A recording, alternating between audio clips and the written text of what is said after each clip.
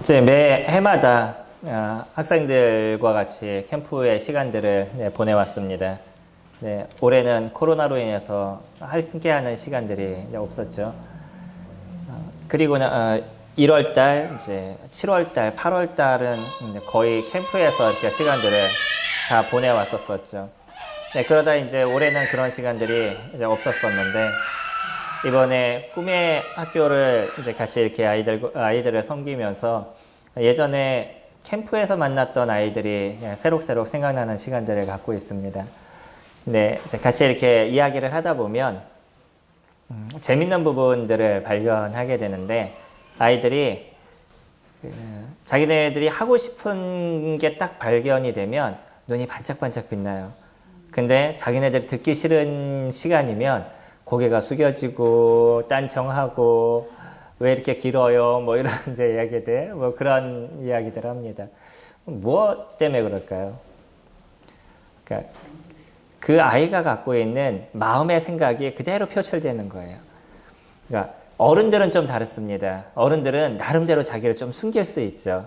마음에 싫어도 그래 조금 더 뭐 좋게 보여주지 뭐라는 부분들이 없지 않아 있을 수 있는데, 아이들은 그냥 그것이 이렇게 표출이 되는 거예요. 그러니까 그 아이가 어떤 행동을 하는지, 그 아이가 어떻게 움직이는지, 그런 모습을 이렇게 지켜보면 그 아이의 생각을 저희들이 정확하게 볼 수가 있는 거죠. 오늘 이제 용국형제도 같이 이야기했던 것처럼 시험 기간에 나와서 토요일 섬기고 일요일 섬기고 또 저희 목요일날 성경 공부하거든요. 목요일날 성경 공부 또 하고 쉽지 않은 거죠. 근데 지금은 그런 것들이 이루어지는 게 예전의 모습과 변해가고 있는 모습들을 저희들이 볼 수 있는 겁니다. 그게 그 안에 있는 생각이 그 행동으로 드러나게 되는 거예요. 내가 만약에 더 중요한 게 있어서 더 중요한 것에 마음을 두고 있으면 그의 얼굴을 볼 수가 없는 거죠. 근데 지금은 그 내면에 있는 생각이 변화하니까 그것이 행동으로 드러나게 되는 거고, 그 행동으로 나타나는 거에 있어서 어떤 것이 중요하게 생각하는지를 저희들이 볼 수 있는 겁니다. 이게 삶에 대한 모습이에요. 저희들 삶에 대한 모습들도 우리가 나타나는 행동들을 보면 그 사람이 갖고 있는 내면의 모습이 무엇인지를 저희들이 볼 수 있죠. 오늘 제목을 제가 이렇게 적었습니다. 사소하지만 내면을 보여주는 것.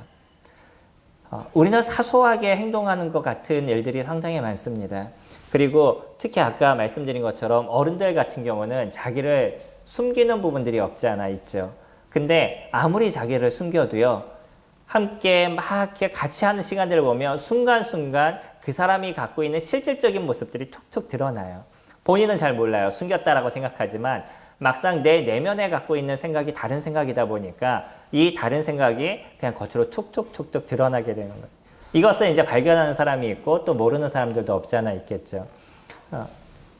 개인적으로는 이제 그런 모습들을 많이 보는 성향입니다. 사람들을 볼 때 아주 큰 그림으로 사람을 툭 해서 보는 그런 모습보다는 저는 좀 잘라서 사람들을 보는 성향이 있어요. 사람마다 이건 좀 다른 거죠. 어떤 분은 그냥 큰 그림으로 사람을 이렇게 탁 봐서 그 큰 모습 속에서 사람을 판단하거나 이 사람은 이런 사람이야 라고 얘기하는 경우들이 있고요. 근데 저 같은 경우에는 큰 것보다는 좀 작게 잘라서 보고 있는 그런 사람이에요. 그건 이제 제가 갖고 있는 성향이죠. 뭐 외향적이냐, 내향적이냐, 뭐 직관적이냐, 뭐 이제 이런 얘기들을 하는데, 그러기 때문에 그 사람이 순간순간 어떤 모습들이 툭툭 드러나는 모습을 보면, 이 모습이 저 사람의 실질적인 거야 라는 것을 생각하게 돼요.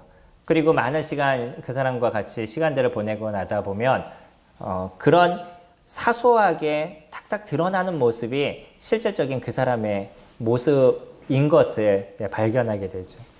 이게 저희의 모습입니다.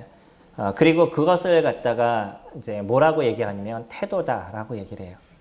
이 태도라는 이야기가 나오게 된 부분도 그 사람이 갖고 있는, 사람이 이제 행동하는 거죠. 사람이 행동하는 데 있어서 규칙적으로 드러나고 있는 그런 모습이 무엇이냐라는 것을 알기 위해서 연구하기 시작한 게 이 태도에 대한 부분인 거예요. 그러니까 이 태도에 대한 부분은 사람이 어떤 상황을 직면이라는 것도 이거 죄송합니다. 심리학적인 용어예요. 어떤 일에 이제 마주치게 된다라는 거죠. 직면이라는 표현을 쓰는데, 어떤 상황이나 일에 딱 마주치게 되면 그 마주치면서 나타나고 있는 그 사람의 입장, 그러니까 이야기하고 있는 말에 대한 부분이라든지 아니면 행동에 대한 부분들, 이것을 태도라고 이야기를 합니다. 그러니까 저희들이 어떤 일에 딱 부딪히게 됐었을 때 그 부딪히면서 딱 나타나는 행동인 거죠. 오늘 성도님들은 어떤 태도를 보이고 계시냐면 말씀을 듣는 상황 속에서 나타나고 있는 행동을 보이시는 태도를 보이시고 계시는 거예요. 이런 것을 우리가 보통 태도다라고 이제 이야기를 합니다.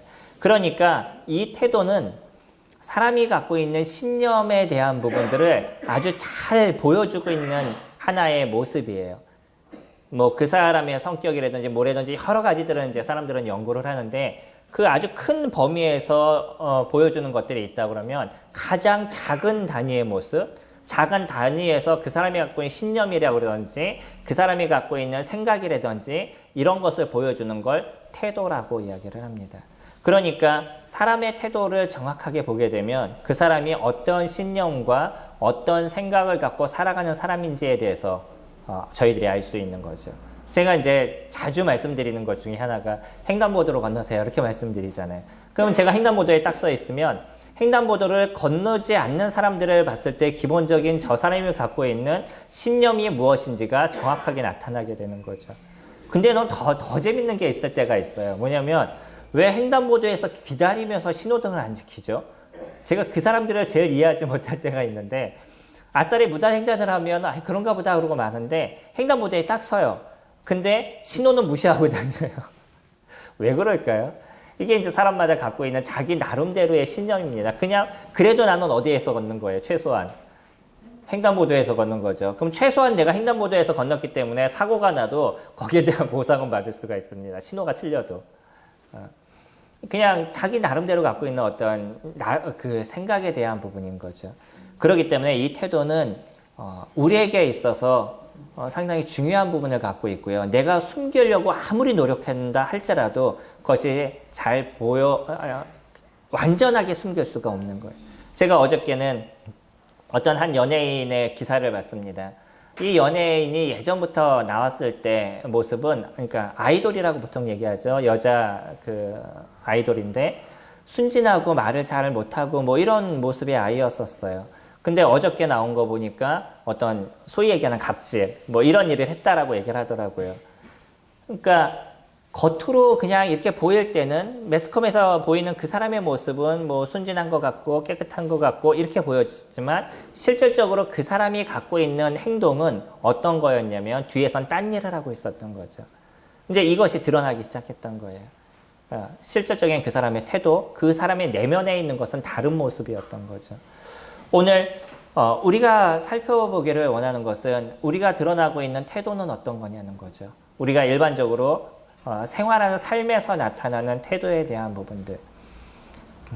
교회에서 여러 사람들을 만나면서도 느끼는 한 가지에 대한 부분은, 어떤 분은 계시다가 나가시게 될 때 불하나도 확인하고 나가시는 분이 있어요. 그분의 태도는 어떤가요? 그분이 갖고 있는 마음은 어떤 걸까요?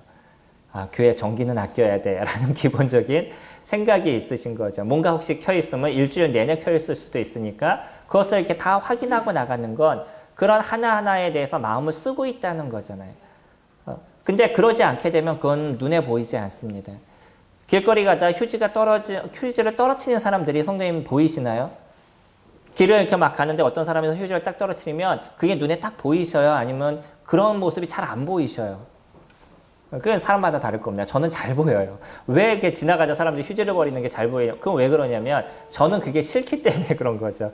제 마음에는 이게 싫기 때문에 그런 싫은 행동을 하는 사람들의 모습들이 제 눈에는 잘 보이는 거예요.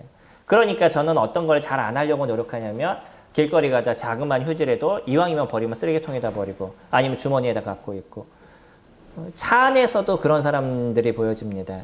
저희가 봉고차를 타고 아이들을 태우고 아니면 뭐 다른 사람들을 태우고 다니는 시간들이 많은데, 그런 시간들을 이렇게 가져다 보면 어떤 분은 휴지를 갖다 꼭 주머니에다 넣으시거나 아니면 봉투에다 넣어서 데리고 나가서 버리는 분이 있는가 하면 그냥 그런 거에 대한 관심이 없는 분은 그냥 차에다 이렇게 던져놓고 내리시는 분들이 있어요. 그러니까 이런 것에 대한 거는 그 사람이 갖고 있는 평상시에 대한 마음과 생각이 어떤 건지에 대해서 드러내주고 있는 거죠. 제가 오늘 뭐 휴지를 잘 버려라, 뭐 횡단보도를 건너라 이런 말씀을 드리려는 것이 아니라 우리가 하나님 앞에서의 우리의 태도, 이거는 어떠냐는 것이에요. 이 부분은 내가 아무리 경건한 척하고 노력하고요, 내가 남들한테 잘 생활하는 것처럼 겉으로 보이려고 아무리 노력해도요, 툭툭 드러나는 모습 속에서 그 사람이 갖고 있는 실질적인 하나님 앞에서의 태도, 또 더 정확하게 얘기하면 그 사람 내면에 갖고 있는 믿음에 대한 어떤 정도, 이런 것들이 그냥 드러나 보여지게 되어 있어요. 그래서 나의 모습은 어떤지 그 모습을 한번 생각해 볼 수 있으면 좋겠습니다.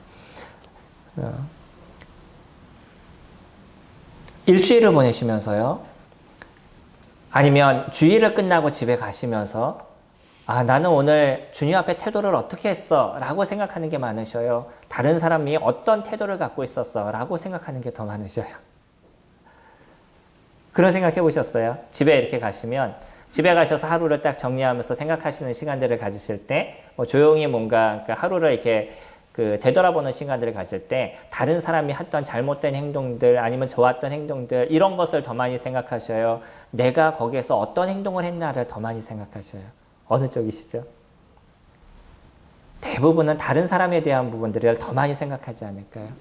이거는 내가 있는 공간에서 나를 자꾸 빼버리려고 노력하는 거예요. 그러니까 내가 어떤 태도를 보였고, 내가 어떤 모습을 나타내고, 이거에 대해서는 내가 관심이 별로 없어요. 뭐에 더 관심이 있냐면 다른 사람에 대한 것에 대한 관심을 더 많이 갖는 거죠.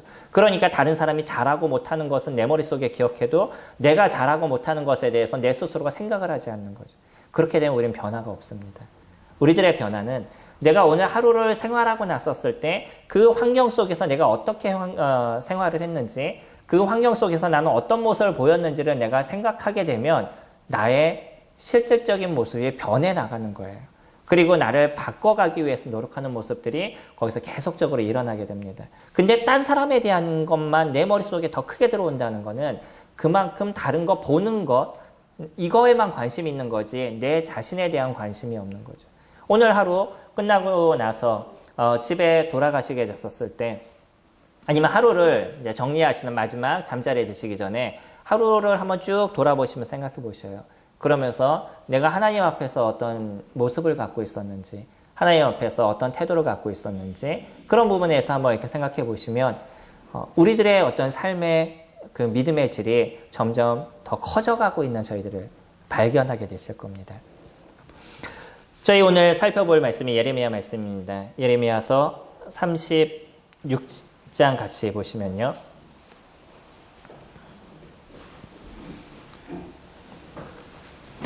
예레미야서 36장 20절입니다. 20절부터 26절까지 짧은 절인데 저희 한 절씩 같이 교독하도록 하겠습니다. 그들이 두루마리를 서기관 엘리사마의 방에 두고 뜰에 들어가 왕께 나아가서 이 모든 말을 왕의 귀에 아뢰니, 왕이 여호와를 보내어 두루마리를 가져오게 하매 여호와가 서기관 엘리사마의 방에서 가져다가 왕과 왕의 곁에 선 모든 보관의 귀에 낭독하니, 그때는 9째 달이라. 왕이 겨울 궁전에 앉았고 그 앞에는 불 피운 화로가 있더라. 여호와가 성벽을 난독하면 왕이 칼로 벨롯을 전하여 화로에 던져서 두루마리를 모두 태웠더라. 왕과 그의 신하들의 이 모든 말을 듣고도 두려워하거나 자기들의 옷을 찢지 아니하였고, 엘라단과 디나야와 왕에게 두루마리를 전하지 하려고 왕이 듣지 아니하였으며, 왕이 왕의 아들 여라무엘과 아스리엘의 아들 스라야와 압두엘의 아들 셀레마에게 명령하여 서기관 바룩과 선지자 예레미야를 잡으라 하였으나 여호와께서 그들을 숨기셨더라.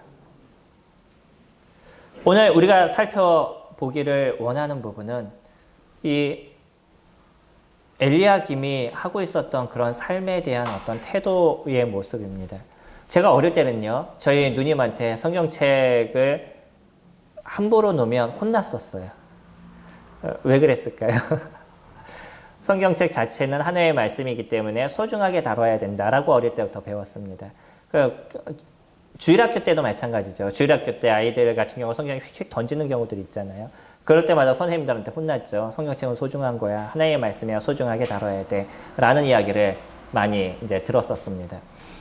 하다못해 어떤 이야기도 제가 들은 적이 있었냐면 어떤 분이 그 책이나 휴지 이런 거 이제 수거하시는, 종이를 수거하시는 분인데 종이를 수거할 때 보니까 성경책을 그냥 이렇게 버린 분이 있었나 봐요. 그거를 이렇게 수거하면서 도대체 어떻게 성경책을 이렇게 함부로 버리냐고 뭐 이렇게 얘기하시는 분들도 있었습니다.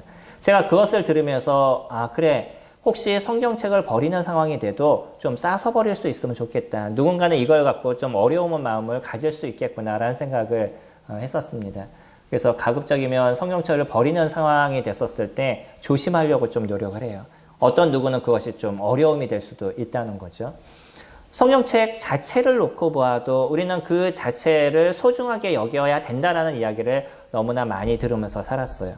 근데 문제는 뭐냐면요. 그렇게 소중하게 여기는 성경책을 읽지를 않는다는 거예요. 그러면 저는 성경책을 소중히 여기는, 성경의 말씀을 소중히 여기는 건가요? 책 자체에 어떤 요염하고 신비함이 있다라고 생각하는 걸까요? 우리 괴기 영화 보면 그럴 때 있죠. 공포 영화를 보게 되면 성경책 딱 들이대면 악기가 떠나가고 뭐 이런. 그러면 성경의 말씀에 하나님의 영적인 능력이 있는 거예요. 성경책 자체에 영적인 능력이 있는 거예요. 성경책 자체를 생각하는 거잖아요. 그러니까 십자가를 얘기를 해도 십자가를 갖다 들이대면 뭐 그 악한 영이 떠나가고 뭐 이런 부분들은 실질적으로 하나님이 함께 하시는 일들의 중심이 아니라 어떤 물건들 이런 것에 무슨 영적인 부분들이 있다라고 생각을 하는 거죠. 그러면요 한번 되돌아봐서 생각을 해보게 됐었어요.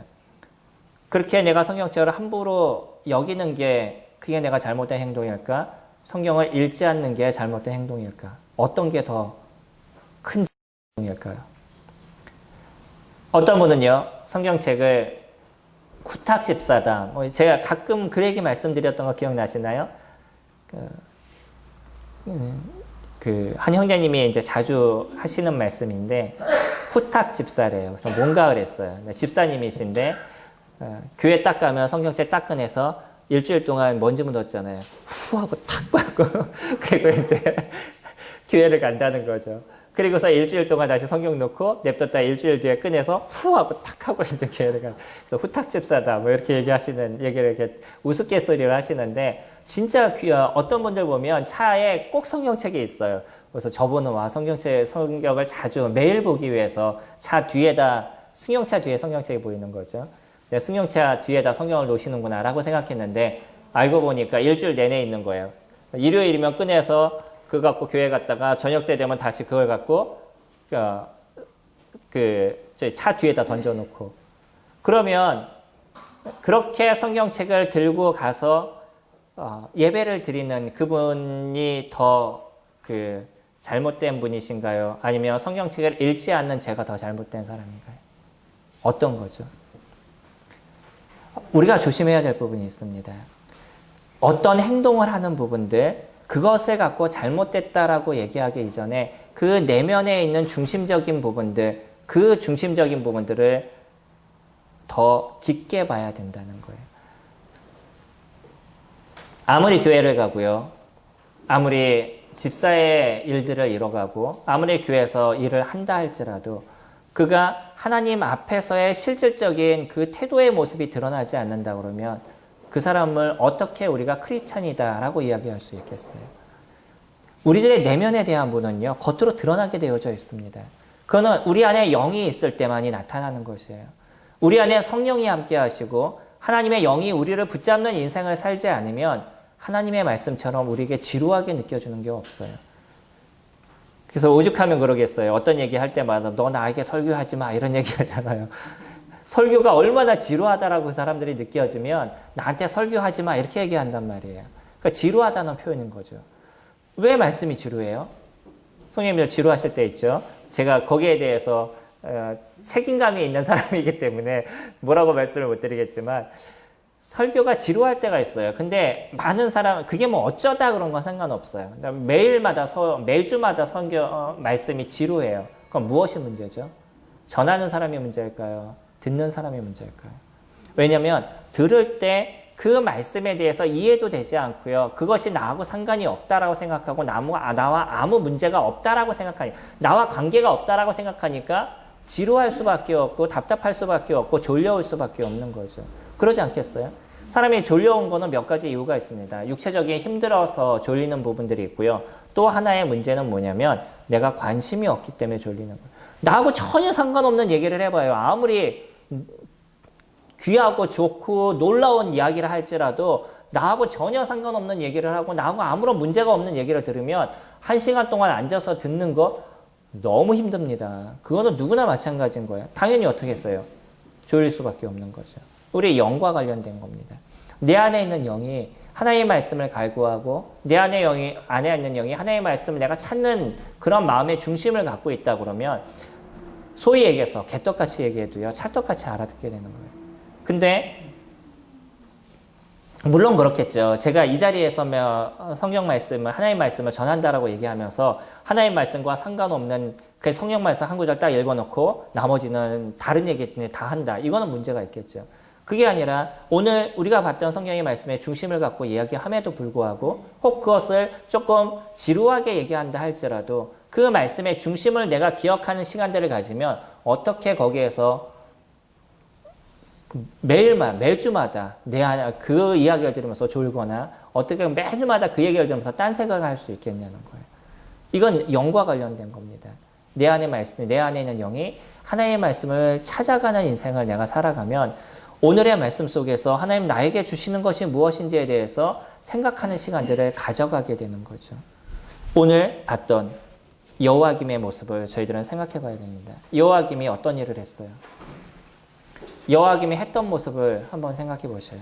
20절에 그들이 두루마리를 서기관 엘리사마의 방에 두고 뜰에 들어가 왕께 나아가서 이 모든 말을 왕의 귀에 아뢰니 왕이 여우디를 보내어 두루마리를 가져오게 하매 여우디가 서기관 엘리사마의 방에서 가져다가 왕과 왕의 곁에 선 모든 고관의 귀에 낭독하니 그때는 9째 달이라 왕이 겨울 궁전에 앉았고 그 앞에는 불피운 화로가 있더라. 여우디가 선호 쪽을 낭독하면 왕이 면도칼로 그것을 연하여 베어 화로불에 던져서 두루마리를 모두 태웠더라. 야, 성경 읽어봐 라고 얘기해요. 이때 당시의 모습이 어떤 거였냐면 우리 36장 1절부터 시작이 되는데 예레미야에게 하나님의 말씀이 임했습니다. 그리고 이스라엘 백성들의 패역함, 그들의 잘못된 것들, 그거로 인해서 그들을 멸망시키고 그들에게 어떤 하나님의 징계가 있을 것에 대한 내용을 쭉 적었어요. 거기에 대한 내용을 자세하게는 드러내주지 않습니다. 아주 단순하게 그 내용만 2절에서 얘기를 해주고 있어요. 그 이야기를 예레미야가 적게 되는데 그 이야기를 예레미야가 계시를 받게 되는데 어떤 일인지는 모르지만 이 예레미야가 잡혀있는 상황이 됐기 때문에 거기서 자신이 나올 수 있는 상황이 아니었던 거죠.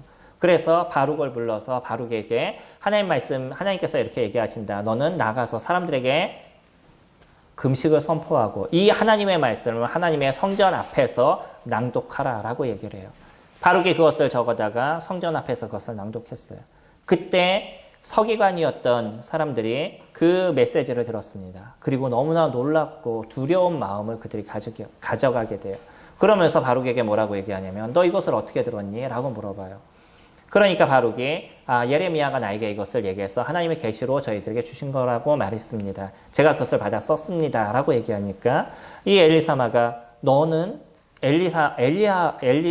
예레미야와 함께 거기에서 도망가서 아무도 모르는 곳에 가서 숨어라 라고 얘기를 해요. 그렇게 얘기하고서는 엘리사마는 어디로 가냐면 왕에게 가서 그것을 아뢰입니다. 이런 하나님의 말씀이 있다라고 얘기합니다. 그래서 두루마리 책을 갖고 자기의 집에 그것을 가져가요. 왕이 그 얘기를 듣고 나선 여후디라는 사람을 시켜서 그 두루마리를 가져오라고 얘기를 하죠. 그리고 나서 겨울이기 때문에 앉아서 화로불이 있는데 거기에 앉아서 자 성경 읽어봐. 그거 뭐라고 얘기하고 있어? 읽어봐. 그래서 쭉 이제 들어요. 그러다 선호 쪽을 딱 들으면 면도칼로 쫙 잘라가지고 읽은 만큼 면도칼로 잘라서 화롯불에 던져버렸어요. 그리고 또 읽으면 한 서너 쪽 읽으면 또 잘라가지고 그걸 또 화롯불에 던져버렸어요. 지금 보고 있는 이 여호와 김에겐 하나님의 말씀이 무엇인가요? 땔감이에요. 그에게 있어서 하나님의 말씀은 땔감밖에 되지 않는다는 거예요. 우리가 성경을 대하는 태도가요. 사실은 그 사람이 하나님 앞에서의 어떤 모습을 갖고 있는지에 대한 실질적인 것을 보여주는 것입니다. 그가 성경책을 대하는 태도, 그 태도가 하나님 앞에서 그의 내면과 신념에 대한 것을 드러내주는 거예요. 이건 하나님 앞에서뿐만 아니라 모든 사람 앞에서 나타내주고 있는 신념의 태도에 대한 부분인 거예요. 그래서 그 사람의 믿음을 거기서 알 수 있습니다. 그는 성경책을 그렇게 되었어요. 어떻게 해요? 땔감으로 되었다는 거예요. 어떤 사람은요, 성경책을 갖고선 영적인 무엇인가 있다 그래가지고 그걸 갖고서는 악귀를 쫓아내는 데 쓴다라고 해요. 그럼 그 사람은 그 안에 있는 하나님의 말씀을 더 소중하게 여기는 거예요. 성경책 자체의 어떤 요염에 대한 것, 거기에 어떤 신비한 것을 자꾸 생각하는 거예요. 성경책의 어떤 신비함을 생각하는 것입니다. 그 성경책 안에 내용에 있는 하나님의 말씀에 대한 신비함보다는 책 자체에 대한 것에 관심을 두는 거예요. 하나님이 더 중요한 것이 아니라 그 책이 더 중요한 거죠. 그러면 이런 사람과 그것을 땔감으로 쓰는 사람, 누가 더 나쁜 사람인가요? 누가 더 잘못된 사람인가요? 구분할 수 없지 않을까요? 똑같지 않을까요? 아니면 성경책을 귀하게 여기는, 제가 아까 말씀드린 것처럼 제가 성경책을 귀하게 여겨서 성경책을 비계로 쓰지 않고, 어떤 사람은 비계로 쓰더라고요. 왜요? 네, 혹시 비구자면 하나님의 말씀 내 머릿속에 들어올까 봐. 그렇게 비계로 쓰는 사람과 성경을 읽지 않는 사람, 어떤 사람이 더 나쁜 사람일까요? 나쁘다는 표현 쓰면 아니겠죠. 어떤 사람이 더 잘못된 사람일까요? 똑같지 않을까요? 성경을 읽지 않는 거는요, 어떠한 행동하고도 별 차이가 없는 것입니다. 하나님의 말씀을 보지 않는 것은 그의 내면 속에서 하나님의 말씀이 그의 인생과 아무런 상관이 없다라는 것이에요. 그리고 또 하나, 하나님의 말씀을 읽어요. 근데 그 말씀을 자기의 삶에 적용하지 않아요. 그러면 읽지 않는 사람과 적용하지 않는 사람, 누가 더 문제인가요? 사실은 똑같습니다. 내가 성경을 하루에 10장과 20장을 읽어도 그 읽은 성경의 말씀을 마음속에 붙잡고 하루를 살아가지 않으면 안 읽는 것과 무슨 차이가 있겠어요? 똑같은 겁니다. 성경은요, 성경을 바르게 관찰하고 해석하고 적용까지 가는 게 성경을 저희들이 보는 기본적인 태도인 거예요. 그래서 하나님의 말씀이 나를 움직이게 하는 거죠. 내 안에 있는 그 성령께서 하나님의 말씀을 기억하게 하시고, 너 이런 상황에서 이렇게 행동해야지, 너 이런 상황에서 이렇게 행동해야지 라고 우리 안에 있는 성령이 그것을 알려주시는 삶을 우리가 살아가게 되는 거예요. 그래서 우리 내면에서 일어나는 그 하나님의 말씀이 나를 움직이는 인생을 살아가는 것, 그것이 하나님 앞에서 놓여져 있는 믿는 자들의 삶의 모습인 거죠. 우린 조심해야 될 부분이 있습니다. 우리 스스로가 우리 내면에서 그런 하나님의 말씀이 나를 움직이게 하는 인생을 살아가고 있냐는 거예요. 그것이 나에게 일어나지 않으면 우리는 버리운 자일 수도 있다는 겁니다. 우리 내면에 하나님의 영이 없을 수도 있다는 것이에요. 그분은 우리들 안에서 끊임없이 얘기하십니다. 하나님의 말씀을 갈구하게 하시고 끊임없이 그 하나님 안에서 살게 하시고 나의 잘못된 태도와 행동과 모습에 있어서 그것을 바꿔가게 하는 그런 인생을 우리 안에 있는 성령께서는 끊임없이 얘기하시는 거예요. 때로는 그것을 양심이라고도 얘기하죠. 지난주에 제가 양심에 대한 말씀을 드렸죠. 그것을 때로는 양심이라고도 얘기해요. 그 양심이 우리들 안에서 하나님을 향하도록 자꾸 만드는 것. 그게 우리 안에 있는 영께서 하시는 일들이라는 거예요. 성령이 우리 안에 계시지 않으면 이런 일들이 일어나지 않습니다. 사람이 갖고 있는 기본적인 양심이 있죠. 우리가 보통 얘기하는, 일반 사람들이 얘기하는 양심, 선한 양심. 그런 양심이 조금 그래 좋은 삶 살아야지, 조금 인생을 살아야지, 좀 더 나은 사람이 돼야지, 뭐 이런 얘기는 할 수 있지만 우리들 안에서 하나님을 추구하게 만들고 하나님을 따르게 만들고 그래서 그 하나님 안에서 살아가게 만드는 일들을 이뤄가지 않는다는 거예요. 그러니까 무엇인가 교회 안에서 열심히 살아야지, 착한 사람이 되어야지, 하나님 말씀을 따라가야지 라고 얘기하면 그래야지 생각하지만 그것이 한 달, 두 달이면 모든 게 없어진다든지 1년, 2년이면 모든 게 없어진다든지 그렇게 끝나버리는 거죠. 우리 심령에 예수 그리스도의 그 놀라우심과 그분의 은혜와 그분의 사랑이 나를 부여잡지 않으면 오늘 예배가 어떠셨어요? 오늘 성찬 예배가 어떠셨어요? 오늘 드려졌던 성찬 예배가 전 개인적으로 너무나 감사하고 너무나 놀라웠었습니다. 왜 50이 넘어가면 남자들이 눈물이 많아진다고 얘기하죠. 점점 우리 마음속에서 감정을 건드리시는, 제가 이성적인 사람인데 내 감정을 건드리시는 하나님의 그 음성이 제 심령을 자꾸 만져주는 것을 제가 느껴요. 당연히 눈물이 나고 마음에 변화가 일어나는 거예요. 이게 우리가 살아가는 우리 안에 있는 영이 우리를 건드리시는 삶의 모습인 거잖아요. 예수 그리스도 그분이 어떤 일을 이루셨는지, 아버지 하나님이 나의 삶에서 어떤 것을 만들어 오셨는지, 그 아버지 하나님의 역사 능력이 얼마나 놀랍게 나 안에서 일어나고 있는지에 대해서 그 순간순간 저희들을 건드리시고 우리를 만져주시고 우리 가운데 함께 하시는 그런 놀라우신 주님을 저희들이 만나게 되는 거죠. 그러니까 주님 앞에 감사하게 되고 찬양하게 되고, 성찬 예배가 지루하고 졸리시고 그 시간에 있는 자체에 내가 왜 여기 있고 나는 누구고 여기는 어디고 이런 얘기를 우리가 한다 그러면 그 우리 안에 어떤 영이 있다라고 얘기하겠어요.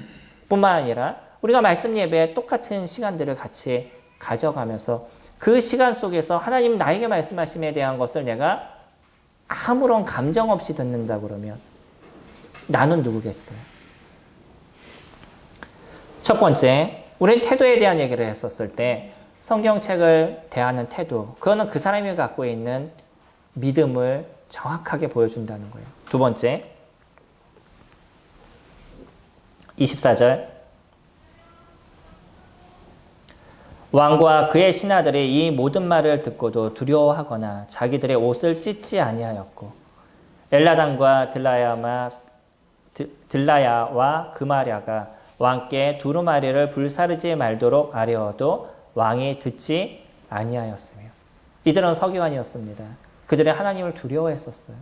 그렇기 때문에 이들은요, 그러지 마셔야 됩니다. 왕이시여 그러시면 안 됩니다 라고 얘기했었어요. 근데 거기에 있는 많은 신하들이 있었어요. 그 신하들이 여우디가 얘기하고 있는, 여우디가 읽는 하나님의 말씀을 같이 들으면서도 거기에 대한 아무런 반응이 없어요. 오히려 무엇에 대해서 환호를 하냐면 잘라서 불에 던지는 왕의 행동에 환호하는, 물론 그런 내용은 없지만 그의 마음 가운데 거기에 더 큰 마음이 있는 거예요. 왕이 그냥 잘라서 불에 던지는 그것, 거기에는 마음이 가 있어도 그가 읽고 있는 하나님의 말씀에 대한 두려움과 떨림과 무서움이 그에게 없는 거죠. 왜 그러겠어요? 그들의 안에 하나님의 영이 없기 때문인 거죠. 그들에게 있어 그들의 중심에 하나님이 없기 때문인 것이, 하나님을 두려워하지 않아요. 하나님의 말씀을 두려워하지 않아요. 어떤 말씀이든지 그들의 어떤 심령을 변화시키고 바꾸는 일이 그들 안에서 일어나지 않아요. 너무 무서운 이야기 아닌가요? 성령님들 한번 생각해 보셔요. 하나님의 말씀을 성령님들이 그 집에 있다가 벽난로가 있는 집에 있는데 성경책을 쭉 읽고 쭉 찢어서 그걸 불에다 이렇게 태워요. 한번 쭉 읽고 쭉 찢어서 불에다 태워요. 성령님 마음은 어떠시겠어요? 그런 모습을 보셨어요. 어떠시겠어요? 분이 막 일어나지 않으시겠어요? 내가 크리스찬인 걸 뒤로 하고 막 욕이 나오지 않겠어요? 우리들 마음 가운데서. 이게 당연한 우리들 안에 있는 영이 있을 때 일어나는 일들이 아니겠어요? 근데 거기에 대한 아무런 감정이 없어요. 그리고 거기서 끝나는 것이 아니라 여우디가 하나님의 말씀을 계속 읽고 있어요.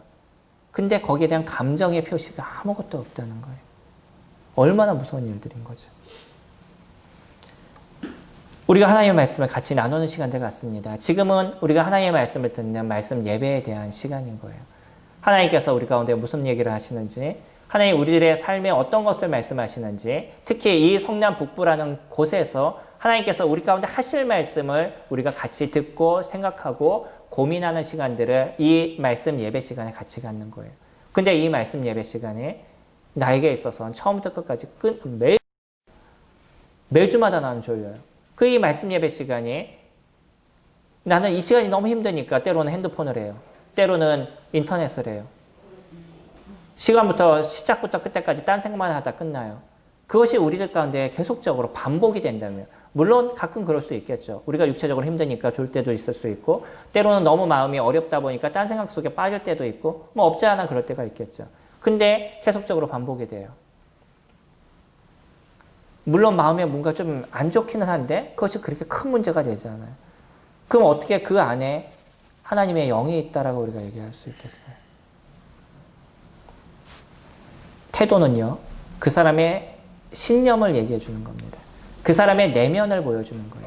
이건 아주 사소한 것인데 그 사소한 것이 실질적인 그 사람의 모습을 나타내주고 있는 거예요.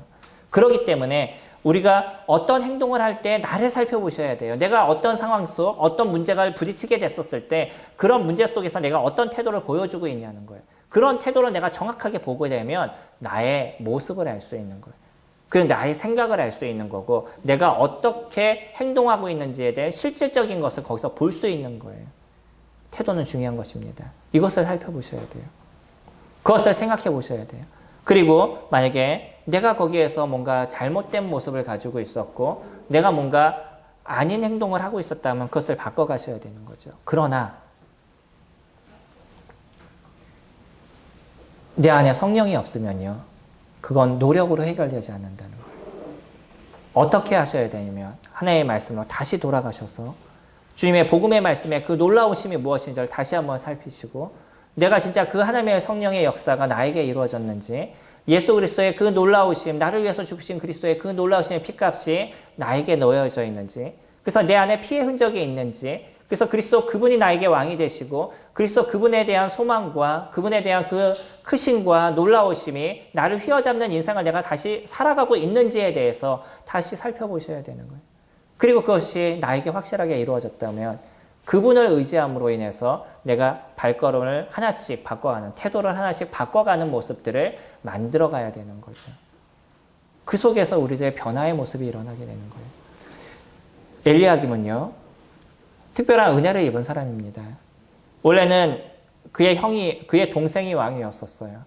근데 애굽에서 쳐들어와서 그 왕을 잡아가고 그의 형이었던 엘리야김을 왕으로 다시 세웠어요. 그 전에 있었던 왕은 3개월밖에 왕으로서 있지 못했었습니다. 그리고 지금의 그 여호야김이 한 11년 정도 왕으로서 살아가요. 그럼 얼마나 큰 하나님의 은혜를 그가 누린 거예요. 거기에다가 그는 그 자기 동생이 했던 행동들, 하나님에게 악을 행했던 그 모습을 지켜보아왔었어요. 거기에 대한 대가가 무엇인지에 대해서도 그는 지켜보았었어요. 그럼에도 불구하고 여호야김은요, 동일한 그 악한 행동을 드러내는 인생을 그가 살아가게 됐던 거죠. 왜 내 동생이 했던 그 태도와 행동, 하나님 앞에서의 그의 모습이 왜 그와 같은 결과를 드러냈는지에 대해서 관심을 갖고 있지 않았다는 거예요. 저희 역대하 36장 말씀 보시면 앞으로 넘기셔서 역대하 거의 끝이죠.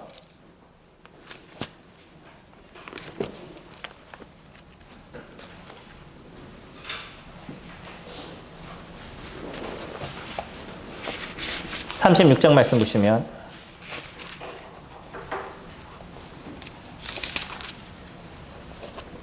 36장 4절에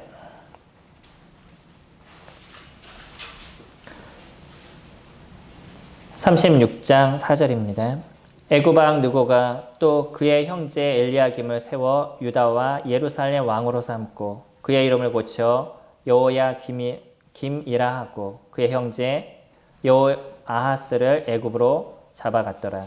여호야김이 왕위에 오를 때 나이가 25세라. 예루살렘에서 11년 동안 다스리며 그의 하나님 여호와 보시기에 악을 행하였더라. 바벨론 왕 느부갓네살이 올라와서 그를 치고 그를 쇠사슬로 결박하여 바벨론으로 잡아가고 느부갓네살이 또 여호와의 전 기구들을 바벨론으로 가져다가 바벨론에 있는 자기 신당에 두었더라. 여호야김의 남은 사적과 그가 행한 모든 가증한 일들과 그에게 발견된 악행이 이스라엘과 유다의 열왕기에 기록되니라. 그의 아들 여호야긴이 대신하여 왕이 되었더라. 결국 그의 종말이 어떤 거예요? 바벨론으로 잡혀가고요. 지금 그가 찢어서 불에 던졌던 그 하나님의 말씀대로 그대로 그의 삶에 그것이 이루어졌어요. 바벨론으로 잡혀가서 거기서 쇠사슬에 매여서 거기서 그의 인생을 살아가게 되는 거죠. 결말이 어떠셔요? 지금에 있는 저희들의 마음의 영을 우리는 생각해 보아야 됩니다. 내가 생활하는 태도를 보게 되면, 내가 일주일의 삶을 살아가는 태도를 보면 내 안에 하나님의 영이 있는지 그러지 않는지를 저희들은 정확하게 알 수 있을 거예요. 그리고 만약에 내 안에 하나님의 영이 없다 그러면 무엇부터 살피셔야 돼요? 내가 진짜 주님의 자녀인가? 하나님의 자녀로서 내가 살아가고 있는 건가? 라는 것부터 다시 한번 돌아봐야 되는 거죠.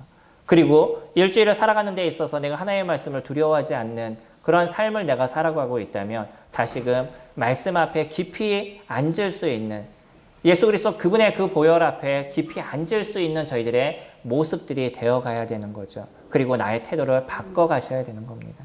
하나님 말씀에 집중하셔야 되는 것이고, 주님 나에게 어떤 얘기를 하시는지에 대해서 귀 기울여 들으시는 시간들을 가지셔야 되는 거예요. 저도 동일하게 제가 말씀을 듣는 시간들이 그렇게 많지 않습니다. 아시는 것처럼 제가 수요일 날도 거의, 일요일 날도 거의 메시지를 전하다 보니까 특별하지 않으면 제가 자리에 앉아서 메시지를 듣는 경우가 그렇게 많지는 않아요. 그럼에도 불구하고요, 저도 자리에 앉아서 말씀을 들을 때 오늘 이 시간을 통해서 하나님이 저분을 통해 나에게 하시는 말씀이 무엇인가를 기본적으로 듣기를 원하는 마음으로 앉으려고 노력을 해요. 그래서 오늘 본문 말씀을 통해서 주님 나에게 어떤 얘기를 하시는지, 또 저 형제님을 통해서 나에게 어떤 것을 말씀하기를 원하시는지를 받으려는 마음을 갖는 기본적인 생각을 계속적으로 갖습니다. 저도 수요일 날 혹시 이곳에 있지 않고 멀리 있게 될 땐 참 감사가 됐던 게, 인터넷 예배를 드리게 됐었을 때는 거기에서 우리 그 교회 예배를 함께 드릴 수 있더라고요. 그 먼 곳에서 교회 예배를 함께 드리는데 혼자 앉아서 드리는데 그 나름대로 또 감사가 됐었어요. 야, 이곳에서 내가 수요 예배를 함께 할 수 있구나라는 게 감사가 됐어가지고 그때 그 감동이 제 마음 가운데 남아 있습니다. 제가 CTI 갔었을 때 했던 일이었습니다. 이루어졌던 일이었었는데 그게 저희들의 삶의 모습인 거죠. 그리고 한번 생각해 보세요. 우리들의 삶의 태도를 어떻게 갖고 계시는지. 내가 말씀을 대하는 삶의 태도는 어떠신지. 이건 이제 적용이십니다.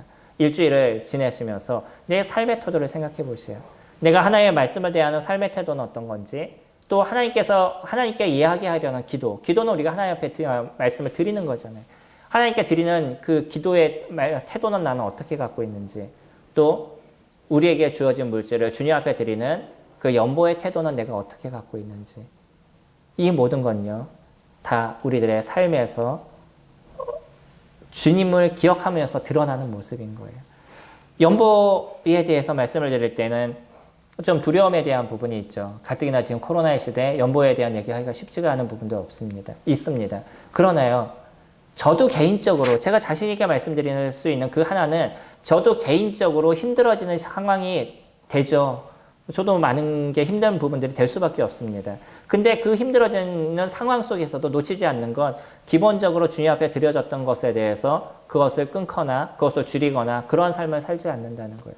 최소 하나님 앞에 하나님께 드려지는 기본적인 것에 의해서, 내가 여태까지 해왔던 것에 있어서 내가 조금 힘들다고 그것을 줄이는 인생을 살아가지 않는다는 거예요. 왜요? 주님이 저에게 주신 은혜가 지금까지 너무나 크기 때문인 거죠.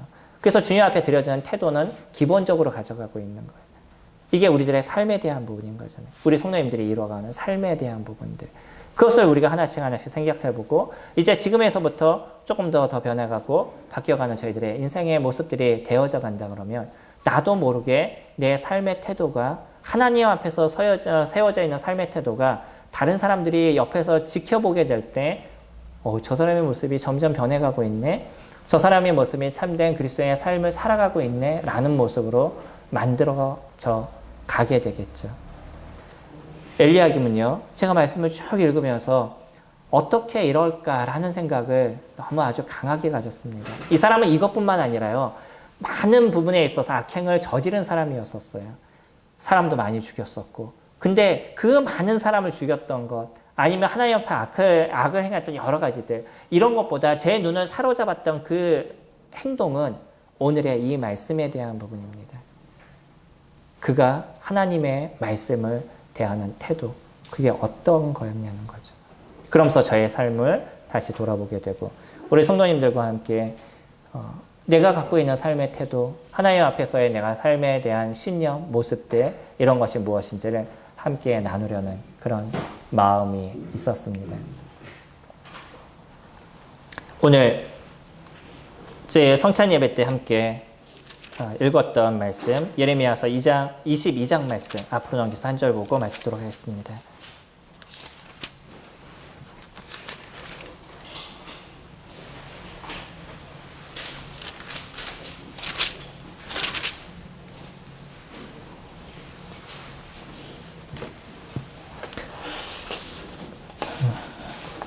죄송합니다. 예레미야서 23장입니다. 23장 29절 말씀입니다. 23장 29절 말씀 보시면 여호와의 말씀이니라 내 말이 불같지 아니하냐 바위를 쳐서 부스러뜨리는 방망이 같지 않냐. 하나님의 말씀에 준엄한 것, 놀라운 것, 무서움이 무엇인지를 저희들에게 얘기하죠. 그 말씀이 모든 것을 다 부서뜨린다라고 얘기합니다. 하나님을 경외한다라는 단어는요, 두 가지의 의미로 같이 쓰여집니다.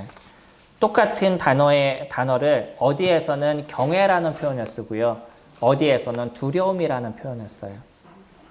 그만큼 하나님을 경외한다는 건 그분 앞에서 두려워 떠는, 그분의 경외하심으로 그 앞에서 손발을 함부로 놀리지 못하는 그런 모습을 가져가고 있다는 것이죠. 저희들 하나님을 두려워하는, 또 하나님을 경외하는 저희들의 삶을 통해서 주님 앞에 아름다운 태도로 변해가시는 저와 성도님들이 되시길 소망합니다.